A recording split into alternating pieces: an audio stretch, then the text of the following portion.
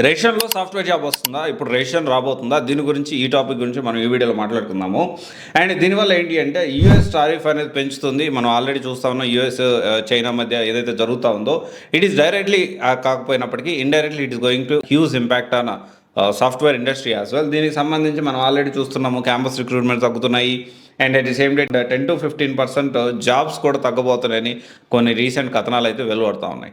And at the same time campus hiring కూడా తగ్గుతూ ఉంది. చాలా వరకు క్యాంపస్లో జాబ్ తెచ్చుకునే పరిస్థితి అయితే కొంచెం తక్కువగానే ఉందని చెప్పాలి. అంటే ఇక్కడ ఏమవుతుందంటే ఇంతకుముందు ఏం చేసే చిన్న చిన్న కాలేజెస్కి కూడా కంపెనీలు వెళ్ళి రిక్రూట్ చేసుకొని వాళ్ళని ఏం చేసేవాళ్ళు, వీళ్ళు ప్రాపర్ ట్రైనింగ్ ఇచ్చేసేసి ట్రైనింగ్ ఇచ్చిన తర్వాత అంటే కంపెనీ రిక్రూట్మెంట్ చేసుకున్నాక ట్రైనింగ్ ఇచ్చి వాళ్ళు ప్రాజెక్టులో కూర్చోబెట్టారు. కానీ ఇప్పుడు ఏమవుతుంది, మెల్లగా క్యాంపస్కి వెళ్ళడమే తగ్గిపోయి ఒకవేళ వెళ్ళినా కానీ జాబ్ రెడీ క్యాండిడేట్స్ గురించి అంటే ప్రాజెక్ట్లో డైరెక్ట్గా వాడు ఒక రిక్రూట్మెంట్ చేసుకున్నారంటే సెకండ్ డేనో థర్డ్ డే ఒక 1 వీక్ 10 డేస్ ప్రాజెక్ట్ కేటీ ఇచ్చేసి డైరెక్ట్లో ప్రాజెక్ట్ కూర్చోబెట్టే పరిస్థితి అయితే ప్రజెంట్ ఉంది. అండ్ దీనికి సంబంధించిందే ప్రజెంట్ మెల్లగా క్యాంపస్ రిక్రూట్మెంట్ కూడా జరుగుతూ ఉన్నాయి. And at the same time 95% of the అంటే ఇంజనీర్స్ అంటే యూజ్ అయ్యే వాళ్ళు కాదు, చాలా 5% మాత్రమే ఇండస్ట్రీ స్టాండర్డ్ మెయింటైన్ చేస్తూ జాబ్ తెచ్చుకునే పరిస్థితి ఉంది. వాళ్ళు మాత్రమే జాబ్కి ఉపయోగపడుతున్నారని చెప్పి రీసెర్చ్ కూడా చెప్తా ఉంది. And at the same time ఐఐటీలో కొంతమంది, ఒకప్పుడు ఐఐటీ అంటే మనకు తెలిసిందేంటి, కోట్లలో ప్యాకేజ్, ఐఐటీ నుంచి బయటకు వచ్చి డైరెక్ట్ కంపెనీ కోట్ల ప్యాకేజ్ తీసుకుంటాయి. అండ్ ఇన్ఫ్యాక్ట్ అది నిజం కూడా. కానీ ఇప్పుడున్న సిచ్యువేషన్లో కొంతమంది పరిస్థితి దిగజారిపోయి 6 లక్షల ప్యాకేజ్ కూడా యాక్సెప్ట్ చేస్తారు. దీంతో పాటు ఇంకా మెటా కానీ గూగుల్ కానీ అండ్ రీసెంట్గా నిన్న కూడా మైక్రోసాఫ్ట్ సంబంధించిన లేఆఫ్స్, డెఫినెట్లీ లేఆఫ్స్ గురించి ఒక పెద్ద కథనం అయితే రాబోతా ఉంది. సో ఈ లేఆఫ్స్ ఎలా జరగబోతుంది ఏంటి అనేది మనం ఇంకొక వీడియోలో డిస్కస్ చేసుకుందాము. అయితే ఇక్కడ ఏంటి అంటే మెటా కానీ గూగుల్ కానీ అండ్ దాంతోపాటు మైక్రోసాఫ్ట్ కానీ వీళ్ళందరూ ఏం చెప్తా ఉన్నారు, ఏఐతో రీప్లేస్ చేయబోతున్నాము, మిడ్ లెవెల్ ఇంజనీర్స్ని, సీనియర్ లెవెల్ ఇంజనీర్స్ని మేము ఏఐతో రీప్లేస్ చేయబోతున్నాము, ఏఐ నేర్చుకున్న వాళ్ళతో రీప్లేస్ చేయబోతున్నాం అంటున్నారు. అండ్ డెఫినెట్లీ చాలామంది, నన్ను ఒక స్టూడెంట్ కూడా నా దగ్గరకు వచ్చారు, అన్న నేను జాబ్ తెచ్చుకున్నా అంటే కోర్స్ నేర్చుకున్నా, కేపీహెచ్పీలో ఒక దగ్గర కోర్స్ నేర్చుకున్నా. నేను కోర్స్ నేర్చుకున్నా కానీ మనకేంటి అంటే నాకు జాబ్ రాలేదు, నాకు దానికి కాల్స్ లేవు, జాబ్ రాలేదు అంటున్నాను.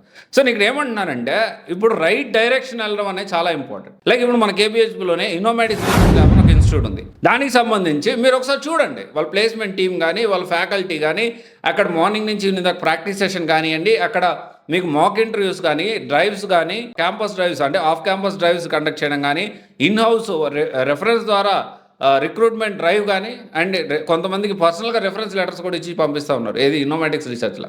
ఇది నేను చెప్పేది నిజమా కాదనేది ఒకసారి మీరు గ్రౌండ్ లెవెల్ రియాలిటీ తెలుసుకోండి.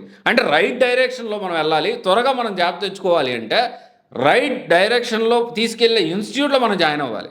అండ్ డెఫినెట్లీ నా దగ్గర డబ్బులు లేవన్నా డెఫినెట్లీ సొంతంగా ప్రిపేర్ అవ్వచ్చు. అండ్ అఫ్ కోర్స్ ఇక్కడ ఒకటే విషయం ఏంటి అంటే సొంతంగా ప్రిపేర్ అయ్యే వాళ్ళు జాబ్ తెచ్చుకోరని కాదు, అండ్ ఎవరైతే ఇన్నోమేటిక్స్ రీసెర్చ్ ల్యాబ్స్ చూస్ చేసుకొని దాంట్లో వెళ్ళే వాళ్ళు అంటే వాళ్ళు కంపల్సరీ ఇమీడియట్ జాబ్ వస్తుంది. ఇక్కడ మ్యాటర్ ఏంటి అంటే మనకి ఇన్నోమేటిక్స్ రీసెర్చ్ ల్యాబ్స్ వాళ్ళు డెఫినెట్లీ వాళ్ళ టీం అనేది మనకి హెల్ప్ చేస్తుంది, త్వరగా మనం రీచ్ అవ్వడానికి, మనం త్వరగా జాబ్ తెచ్చుకోవడానికి అవకాశం ఉంటుంది. అండ్ ఇది నిజమా కాదు, ఎందుకంటే నేను వాళ్ళ ప్లేస్మెంట్ టీంతో మాట్లాడా, అక్కడ ప్లేస్మెంట్ డ్రైవ్స్ గురించి నాకు ఎప్పటికప్పుడు అప్డేట్స్ వస్తూ ఉంటాయి. అండ్ అక్కడ జాబ్స్ వచ్చిన వాళ్ళ స్టూడెంట్స్తో కూడా నేను మాట్లాడాను. దానికి సంబంధించి కూడా నేను చాలా మందితో ఇంటర్వ్యూస్ తీసుకోవడం జరిగింది. ఆ ఇంటర్వ్యూస్ కూడా ఎలా వాళ్ళు ప్రాసెస్ చేశారు ఏంటి అనేది.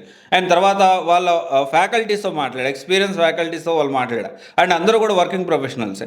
అండ్ తర్వాత వచ్చేసి మార్నింగ్ నుంచి ఈవినింగ్ దాకా వాళ్ళు ఏదైతే ఈ ప్రొవైడ్ చేసే అంటే క్లాస్ 2 అవర్స్ ఉంటే డే అంతా కూడా ప్రాక్టీస్ సెషన్స్ ఉంటాయి.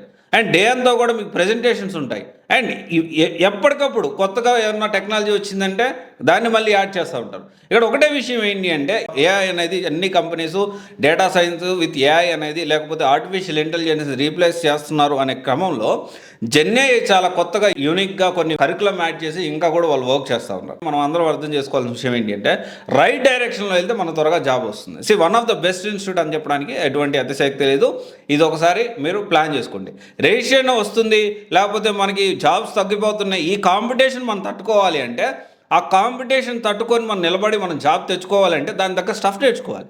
ఆ స్టఫ్ ఎక్కడ నేర్పిస్తారో ఖచ్చితంగా మనం అర్థం చేసుకోవాలి, రీసెర్చ్ చేయాలి.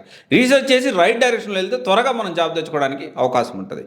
సో ఇది ఒకసారి చూడండి. ఆల్రెడీ జాబ్ వచ్చిన స్టూడెంట్స్ టెస్టిమోనియల్స్ కూడా ఉన్నాయి, అవి కూడా నేను మీకు డిస్క్రిప్షన్లో ప్రొవైడ్ చేస్తున్నాను. ఒకసారి మీరు క్రాస్ వెరిఫై చేసుకోండి. దీంతోపాటు ఆఫ్లైన్ విజిట్ చేసిన తర్వాత నేను చెప్పే విషయాలు నిజమా కాదా, జెన్యూన్గా సపోర్ట్ చేస్తున్నారా, రేషన్ టైంలో కూడా ఇలాంటి ఇన్స్టిట్యూట్లో మనం జాయిన్ అయితే జాబ్ వస్తుందా లేదనేది మీరు ఒకసారి ఆఫ్లైన్లో చూస్తే మీకు క్లారిటీ అనేది వస్తుంది. Okay, thank you.